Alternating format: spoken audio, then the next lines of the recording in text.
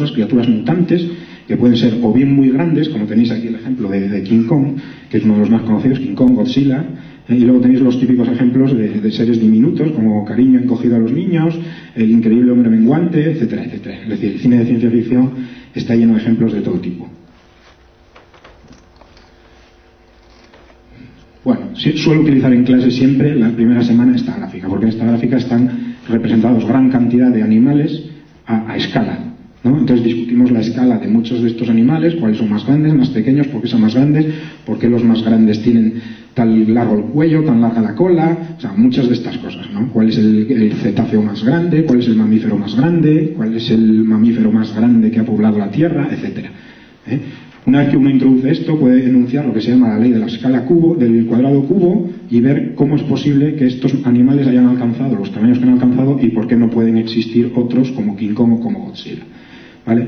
Fundamentalmente son problemas físicos siempre, son problemas de no soportar el propio peso del cuerpo, ¿vale? La estructura corporal, el esqueleto no puede soportar el enorme peso de estas criaturas si mantienen las proporciones que mantienen, porque el problema normalmente que tienen estas criaturas gigantescas en el cine es que tienen un tamaño de los órganos, de los músculos, de los huesos proporcional al que tendrían los animales de tamaño normal, y eso es lo que no puede ser.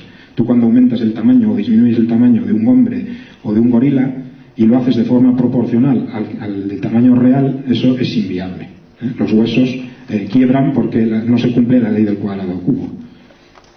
Bueno, os traigo aquí unos ejemplitos que me gusta mucho poner en clase. El primero es el Robert Wadlow, un señor que vivió 22 años, que hasta la fecha era el hombre más alto conocido. Ahí lo tenéis, colocadito. Cuesta un poco verle en las fotos porque tiene un tamaño que, digamos, pasa desapercibido. Entonces, a veces cuesta localizarle. Aquí lo tenéis, por ejemplo, a la derecha está con su abuela, a la izquierda está con su padre. Su padre medía 1,80. Entonces, podéis imaginaros la altura que tenía esto. Me parece que era 2,70, creo que llegó a medir. Y allí detrás tenéis una foto en, no sé dónde exactamente está. Creo que es una foto del instituto donde estudiaba con sus compañeros, las profesoras, y él le tienen ahí atrás metido en un sarcófago que le hicieron especial para que el pobre hombre entrase. Bueno, evidentemente, claro, son seres que son, los biólogos me parece que los llaman inviables, ¿no? Hay gente que vive, sí, con estos tamaños, pero enseguida, en etapas muy prontas de su edad, pues suelen tener problemas de tipo fisiológico, respiratorio, incluso problemas a nivel renal, etcétera, etcétera, y suele ser gente que muere muy jovencita. Bueno, fijaos, es un hombre de 2,70. Si os vais al cine de ciencia ficción donde veis criaturas de 15, de 20 metros, pues claro, la cosa evidentemente se complica muy rápidamente.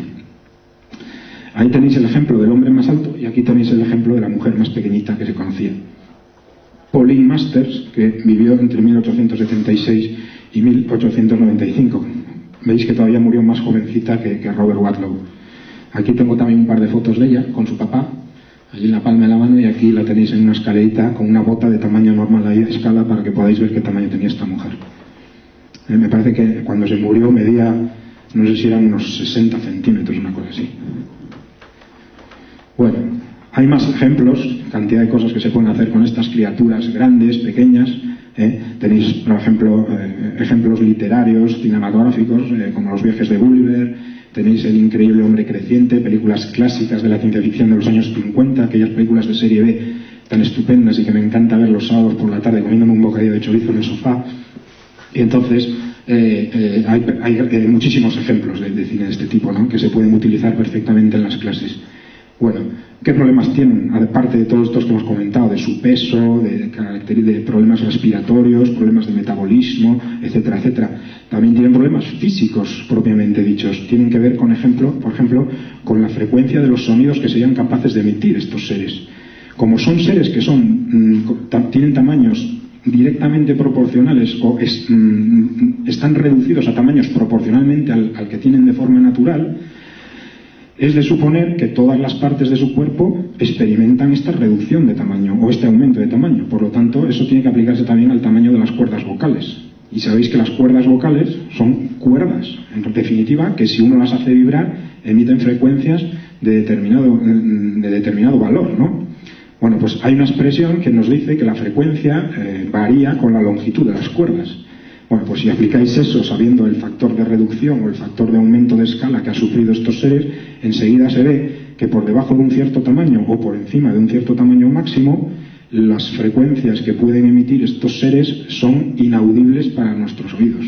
Es decir, que empezarían enseguida a emitir frecuencias en su voz que no tenemos capacidad para captarlas, porque sabéis que el rango de audición humano está en ese rango que está ahí, entre los 20 hercios y los 20.000. Cualquier sonido que esté por debajo de los 20 hercios es lo que se llama un infrasonido, cualquier sonido que esté por encima de los 20.000 es un ultrasonido. ¿Vale? Entonces solamente hay algunos seres en el planeta que son capaces de captar frecuencias de este tipo, ¿no? Tenéis el caso de los delfines, tenéis el caso de los perros o las musarañas, ¿vale? Pero no unos humanos. Aparte que la frecuencia del sonido que emitirían pues sería muy agudo, cosa que nunca se observa en las películas, o casi nunca. Un ser que sea muy grande tiene que emitir un sonido muy grave, un ser que sea muy pequeñito tiene que emitir un sonido muy agudo, así como los pitufos, más o menos.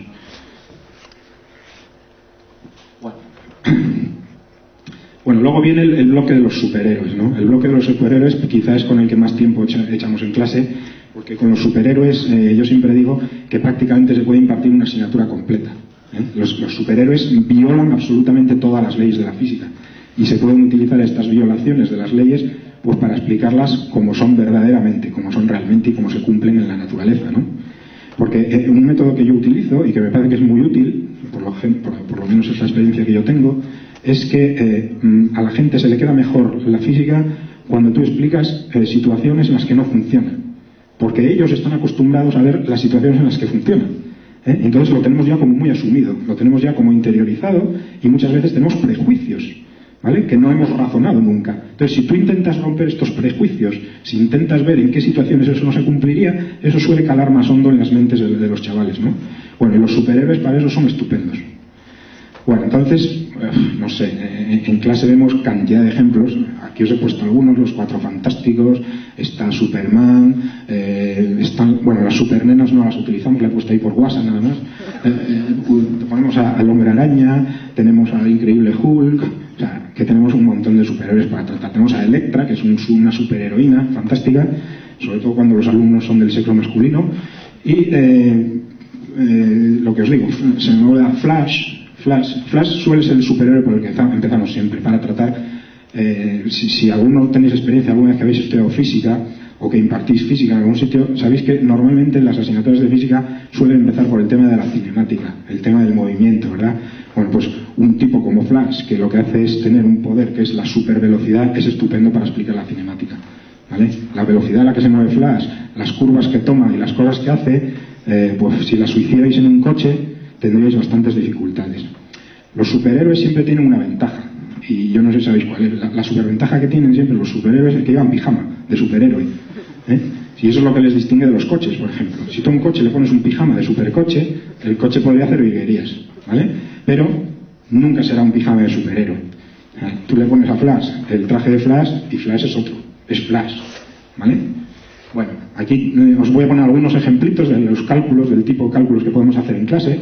Fijaos que con una velocidad tan modesta como 900 kilómetros por hora, que suele ser más o menos la velocidad de crucero de un avión de estos comerciales, ahora creo que va un poco más despacio por culpa de las cenizas, pero a esta velocidad más o menos promediada, si todo el calor generado por la fricción con el aire que experimenta Flash se transformase en calor y ese calor lo absorbiese su cuerpo, la temperatura corporal de Flash aumentaría unos 8 grados. Con lo cual, fijaos, sería, no sé, como si nosotros tuviéramos 45 grados continuamente. O sea, una fiebre bastante elevada. Sabéis que a partir de 41, 42 grados el cerebro empieza a sufrir daños y a veces esos daños son irreversibles. Luego este hombre o no tiene cerebro o lo tiene hecho un queso de Gruyère. Y fijaos, solamente a 900 kilómetros por hora, que eso para un superhéroe como Flash no es nada. Si le empezáis a aumentar la velocidad